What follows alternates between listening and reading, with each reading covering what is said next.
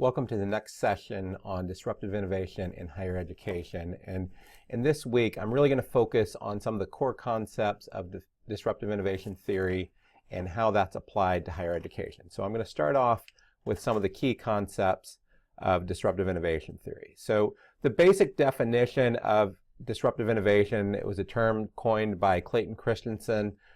It's a process by which a product or service takes root initially in simple applications at the bottom of a market and then relentlessly moves up market, eventually displacing established competitors. So often this happens using off-the-shelf components in new, simpler ways, and often it tends to be produced by new entrants. Disruptive innovation is contrasted with sustaining innovation, which tends to be dominated by incumbents. And then with disruptive innovation, there's really two overlapping types of disruptive innovation. One would be a low-end disruption that serves current market with a good enough product. So that would be taking customers from existing market, from the existing market. And then the new market disruption would be expanding a market to people who maybe couldn't afford the product before with better prices and access. So low-end disruption, community college might be an example of that. But it might also be a new market disruption. So there might be some people who would go to another school if that community colleges wouldn't be available, but it might also expand the market. So, one of the best examples of disruptive innovation is the idea of cell phones, disrupting PCs, disrupting mainframes. So, this is what cell phones looked like in 1983, and someone looked at all the technologies that cell phones disrupted, and if you add them up, it would cost you over $1 million to get what you get in a smartphone. So it disrupted video market, encyclopedia, video camera, GPS, video conferencing, voice recorder, and camera.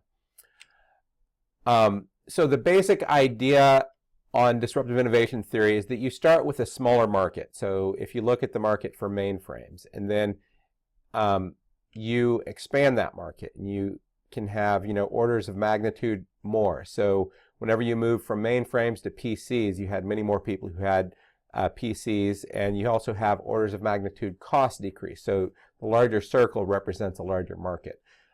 Same thing's happening now with mobile,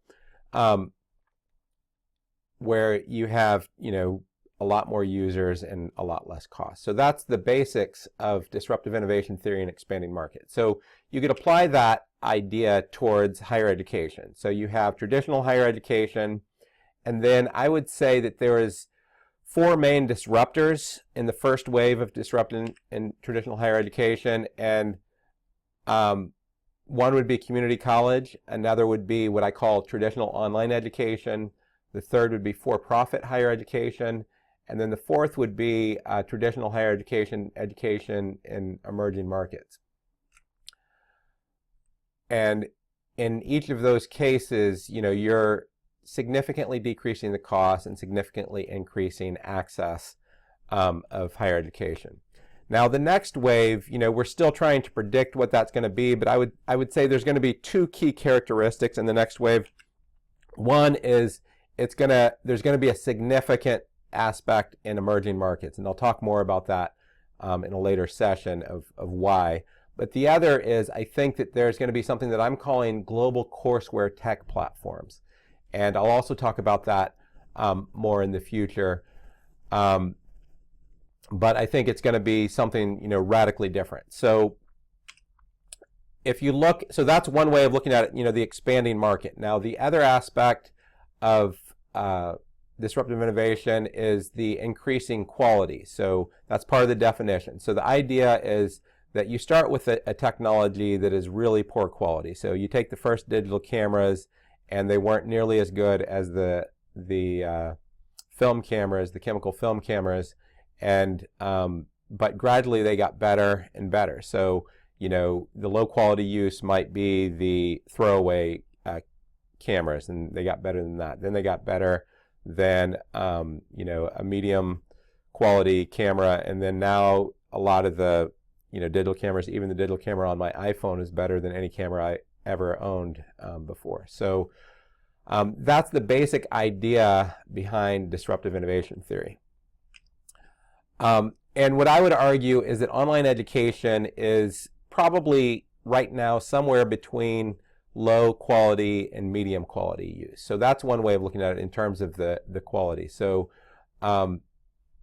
then another way of looking at it is through the adoption life cycle. So this is a standard bell curve, and this was actually came about by Rogers, who wrote a book, Diffusion of Innovations, and he characterized people who adopt a new technology according to different categories that are in a bell curve. So he said the first category is the innovators, then you have the early adopters, then you have the early majority, the late majority, and the laggards. And the area under the curve represents the number of customers. So, and then there's a term coined by Jeffrey Moore, which is the chasm. And that is that there's a huge difference between the culture and the approach you take to serve the innovators and early adopters and the approach that you take to serve the early majority. So a good example of this would be in the smartphone market. You had the PDA market, and you had the original Windows Phone, and you had Trio, but then Apple came in and they understood that what the early majority wants is simplicity, and they dominated in the early and late majority, and the early adopters in that case didn't cross the chasm. Now, what I would argue again is that online education is about in this space where we're about to cross the chasm. And I would call this first stage the learning management system stage, the LMS stage. Everyone who's used an LMS pretty much hates it. They say that they're too clunky. And it's like the first smartphones. If you ever use one of the first smartphones, they're very clunky until iPhone showed them how it should be done. I would say that there's going to be another stage that's coming that's going to be focusing on the needs of the early majority. And I'll talk a little bit more about who I think the early majority is going to be in some of this disruption. And what I'm calling that is the courseware platform stage. And I think that there's going to be new entrants that are going to simplify things. And in many ways, I think that the new entrants may already be there. And coming back to the previous chart, it may not be obvious that iTunes U could be a disruptor, where iTunes U right now doesn't even look like it would be competition for colleges, or YouTube doesn't even look like it might be competition for colleges, or LinkedIn with their recent acquisition of lynda.com. Right now, in terms of disruptors, they're not even comparable to the lowest quality use. But the idea is that they could dramatically increase. So it'll be interesting to see, what are those players in this courseware platform, but it's going to follow a lot of the standard ideas that whenever you serve the early majority, that needs to be simple and things along those lines. So the question is, where are we in the adoption cycle for post-secondary degrees? Well, if you just take the normal curve and then you put where are we in terms of what percentage of the population has received a post-secondary degree. In the U.S., we're still not over the hump in the adoption life cycle. In most of the Western world, we aren't over the hump in the adoption life cycle. So that's one way of looking at it. But I think it's actually more instructive to look at it in terms of you're actually serving different markets, and there's different needs depending on what income group that you're serving. And there's the top income quartile, the richest 25%. And I think that a lot of the dilemma that schools are running into is that group has really been the driver of revenue for higher education for quite a while, and is increasingly becoming important. But the problem is there's fewer and fewer of those folks, so it's a declining market. And then you have the growing market of the third income quartile, but is very cash limited and has a different set of needs. and then you have the first and second income quartile, and that's in the US. So, any developed country or OECD country is going to have something like this. And what's important to recognize, a lot of people will say, not everyone needs a college degree. Well, the way the economy is moving and the rate of automation is, I believe in the 21st century, there's going to be a need for most people to have a college degree, just like in the 20th century, you started with less than 10% of people in developed countries having a high school diploma, and now we have more than 80%. So, is there a chasm? Where are we in the adoption life cycle, and what principles should we be applying? Well, it depends on which customer group you're talking about. And that's just focused on a domestic market. I think that the really important thing is the global average. Because if you look at the global average, we haven't crossed the chasm yet. And most of the growth for higher education overall and post-secondary degrees overall is going to be globally. So that's one other concept. And then the last concept I want to talk about is the concept of innovation extensions. So the idea of innovation extensions is you have that bell curve, and as the technology starts to decline, what companies need to do is they need to reinvent themselves and recenter around a new product. So in this case, Apple is kind of the template, so they had the Mac, and they saw that the PC market was actually declining, so they invested in the iPod. So they actually grew their overall revenue through the iPod, but they also realized that the iPod market eventually was going to decline, so they developed the iPhone. And now people are asking, are they going to be able to develop the next thing?